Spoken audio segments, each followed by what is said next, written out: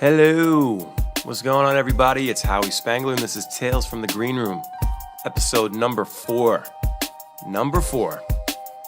Thanks again, everybody, for listening. A lot of positive feedback coming my way from the last 3 episodes. Everybody seemed to enjoy the episode with Nick Kubley from Pacifier. That was a lot of fun with that. So expect more of those in the future. I've already got a lot of my friends' bands hitting me up to do it. So. Little update on the current Ballyhoo single, This Chick Is Whack. We've got, at Spotify, we have 75,024 streams. 75,024 in just over 5 weeks. Thank you so much to everybody that's streaming this song. Make sure you keep sharing it. I'd like to get it up to 100,000 real soon. That'd be really rad. Also, I just discovered that our cover art video for Walk Away from our Daydreams album is nearing 1 million views at YouTube. And thank you very much for that. I haven't really been paying attention over there, and I guess I should. But yeah, I just happened to notice that last week. So thank you so much to everybody that's been watching and sharing that video with friends. And Walk Away is definitely our most popular song. And it's I don't know, it just fuels me, it fires me up when I see that kind of stuff, you know? So let's get that thing to 1 million views real soon. Thank you so much. In other Ballyhoo news, we're gonna be kicking off this tour that I've been talking about real soon. March 14th, we start in Ventura, California with Fortunate Youth and Tatanka. And then the 15th, headed to the Glass House in Pomona. Then we've got Vegas on the 16th, Indio, California on the 17th. And then we're doing the Pot of Gold Festival, March 18th in Phoenix. I guess it's Chandler, Arizona is where that is, actually.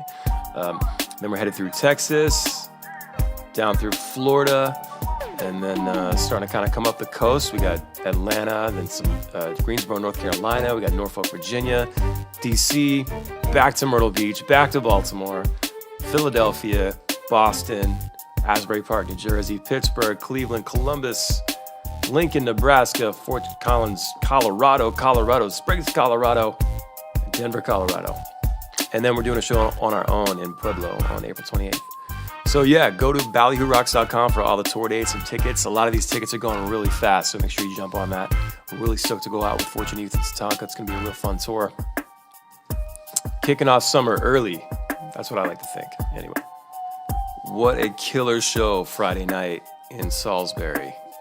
At Brew River, man. We had a great time. The crowd was on fire. It was packed. It was insane. That storm was really wild too, man. The wind was crazy. Trees blowing over. I mean, there was a tractor trailer that was on its side on the bridge. Hopefully no one got hurt. We had a train car fall into the Susquehanna River from the railroad track there, the bridge. Oh man, it was insane. They closed off all the bridges, and it was nuts to get there. But thankfully, we made it there safe, and we played a killer show, and the energy was off the charts. So thank you so much for that. All right, so today's episode, we're going to talk about mechanical royalties. Mechanical royalties. What are they? What the hell are mechanical royalties, and how do I get paid? How do I get those royalties? Every one of you that has a song out there that's being spun somewhere, or is on a CD, or an MP3 at iTunes, or whatever, you deserve a mechanical royalty. You deserve to be paid that. And we're going to get into it. Let's talk about it.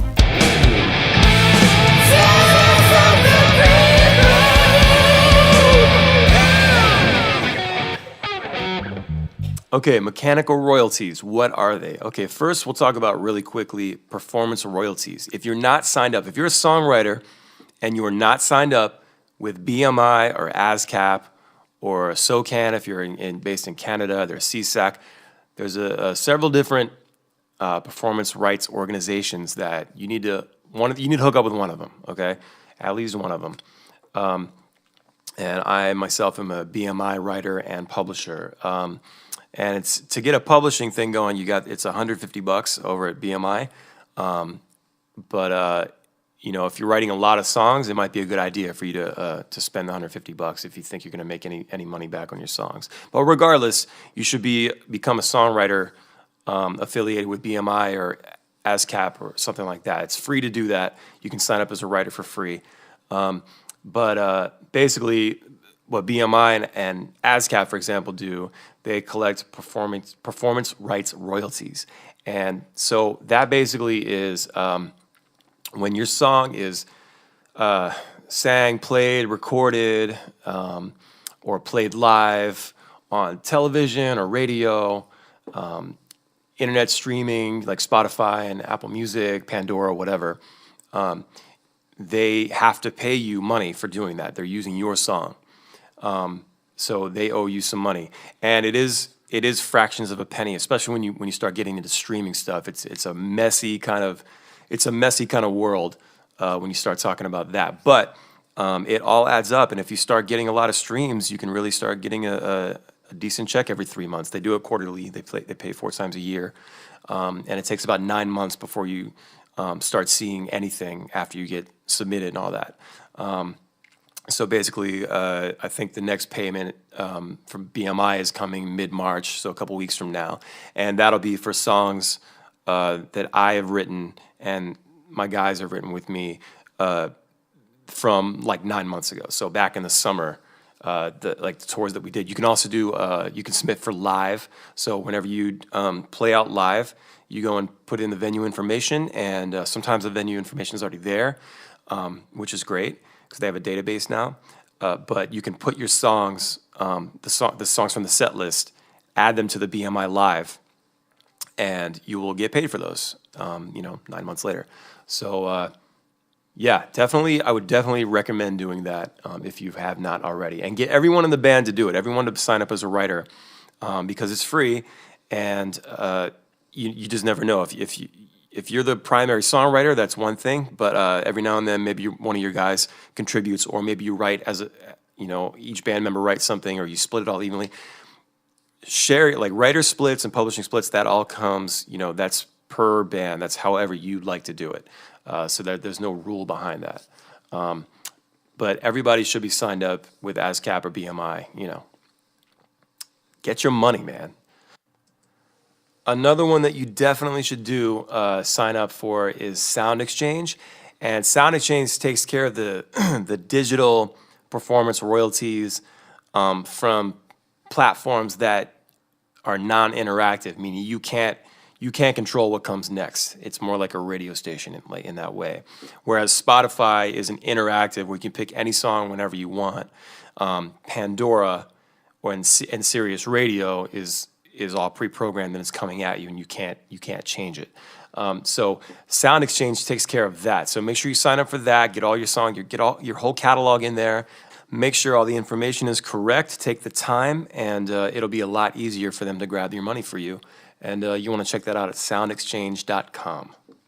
Okay, but when it comes to mechanical royalties, this is like the weirdest thing. I not many people understand what it is, and I did some research back in January. I started thinking about it more, you have to dig kind of deep to understand what it is and how to even get the money. What happens is mechanical royalties is based on the copies of your song. So like on CD or DVD or records. And even now in the digital world that we live in, MP3 and streaming also count. But anytime like there's a copy made of your song, like on a CD, you're owed 9.1 cents. That's the compulsory rate, I believe. 9.1 cents per copy, per download, right? And then you'll get whatever your share is on that song.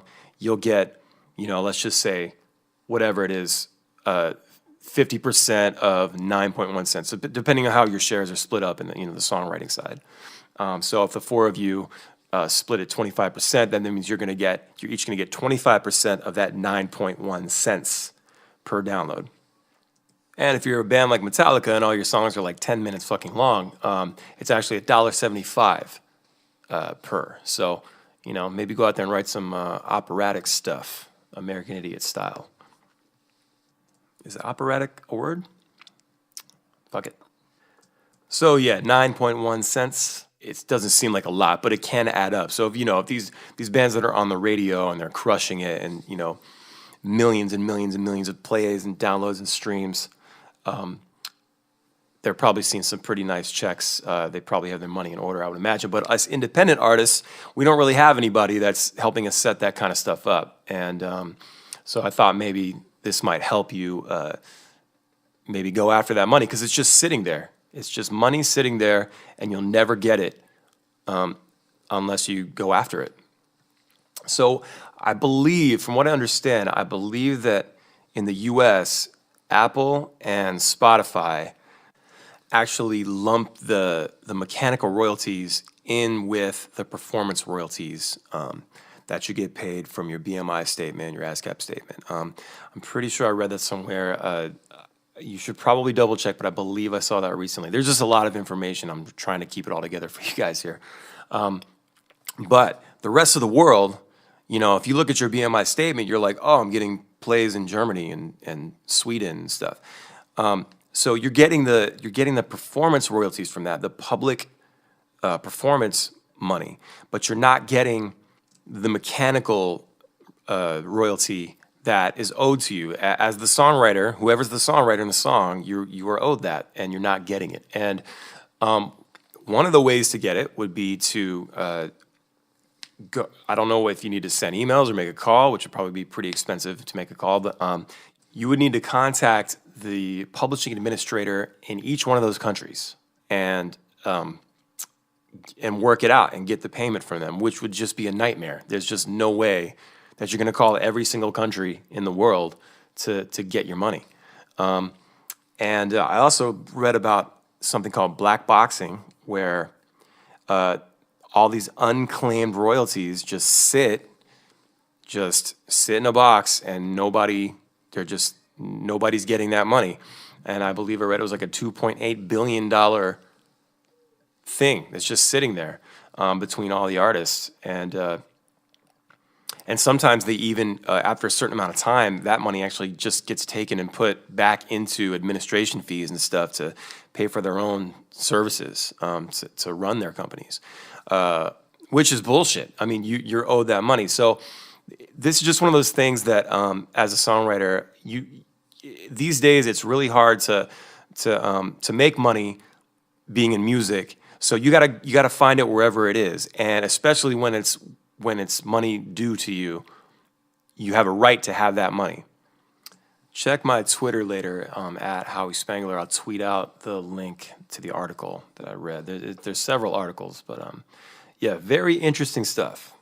So some of the ways that you can get this done and be a lot cleaner about it is to sign up with services like TuneCore, PRO, CD Baby, PRO. There's Song Trust. There's Harry Fox, but I believe Harry Fox kind of deals with just like the bigger bands. And then I found a company called Audium, audium.com. It's AUDIAM.com. It's actually the founder of TuneCore, Jeff Price. And so I've watched lots of YouTube videos about this guy. He seems very passionate about bands and artists getting what they're owed, and he's frustrated with the current system. It's a pretty broken system, the way we get paid. So he's trying to streamline it for us, and along with CD Baby and TuneCore now, and there's, like I said, Song Trust, these other ones. But he's trying to streamline it so we just, we send information. So what I did was I went ahead and signed up. And this is my first time really entering this world of mechanical royalties, So I did some research and I decided to go with Audium because some of these, there's different reasons. Each one of these services has like pluses and minuses about them. For example, like TuneCore, I believe, is a $75 startup fee per songwriter, but they take a smaller percentage than CD Baby does, And I'm talking about the publishing side of TuneCore and CD Baby here. They'll take a smaller portion. So if your song, does big things, then it'll kind of be better for you to maybe go with the TuneCore. And then CD Baby PRO, they are doing. If you just sign up for the pro service, it's $34.95 for a single or $89 for an album. I would rather sign up with a company once and just get the money for the songs, in the future, not having to keep signing up every time I release an album or a single or something like that. Song Trust is $100 per songwriter, and then it's a 15% commission every time they pay you, which isn't terrible. But 4 guys in the band, it's $400. What is it worth to you? Do you feel like you're gonna actually make some money back on your songs, or your songs getting enough streams? That kind of thing. You have to consider all of these things and pick the service that's best for you. So that's why I decided to go with Audium. They take 20% every time they pay you, but then they'll do 30% one time up front when they get all your retro stuff, all the money that's been sitting around. And I figured, what the hell, I wouldn't be able to get that money otherwise. So 30%, whatever. And then again, it's just 20% in the future every time.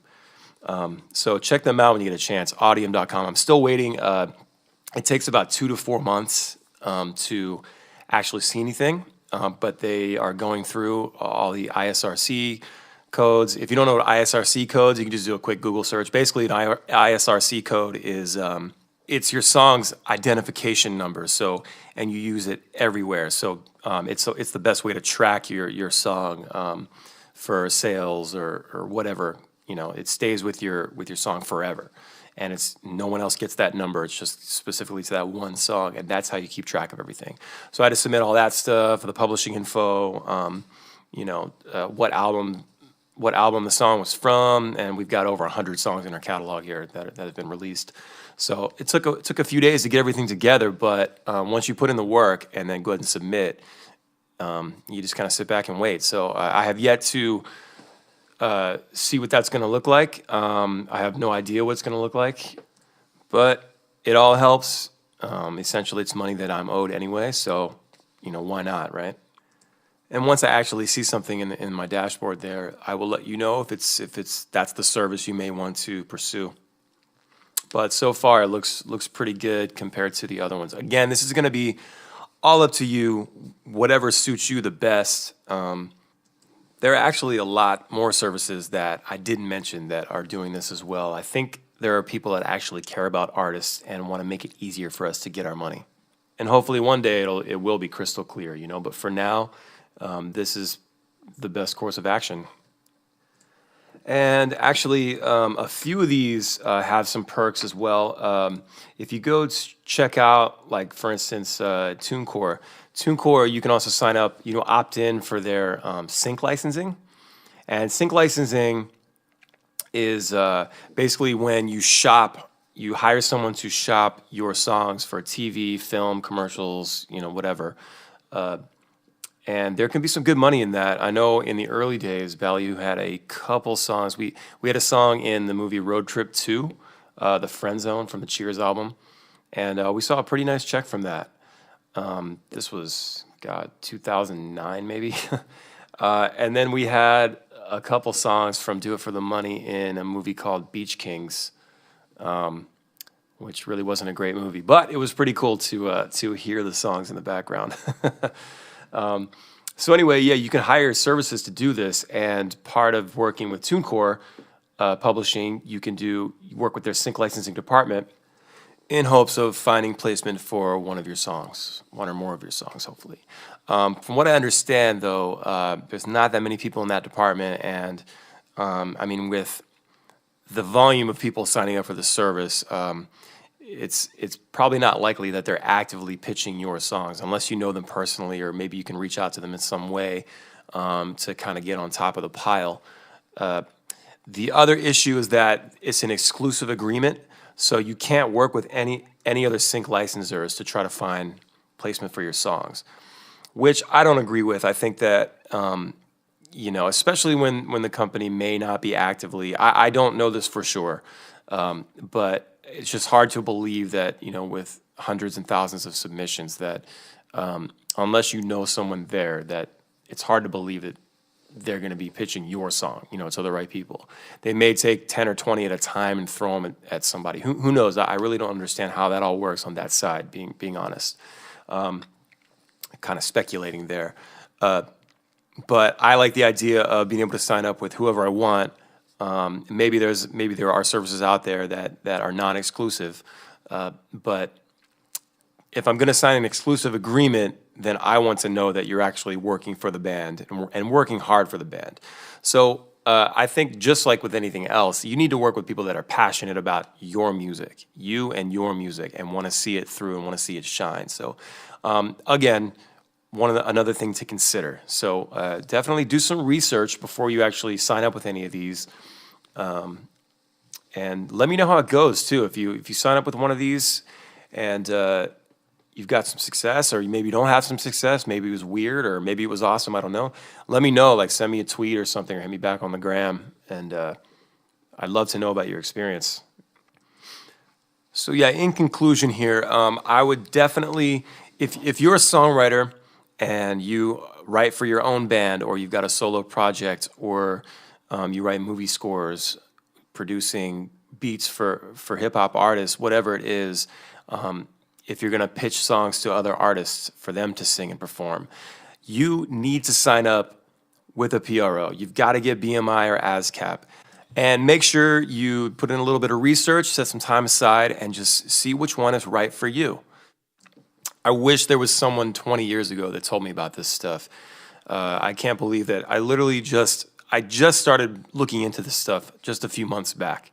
And it's frustrating when you think about it, but what better time than now, just to get on it and get the money that you're owed. Well, there you have it. Let me know what you thought of that. I hope I was informative enough for you. Like I said, I just kind of started figuring this stuff out for myself.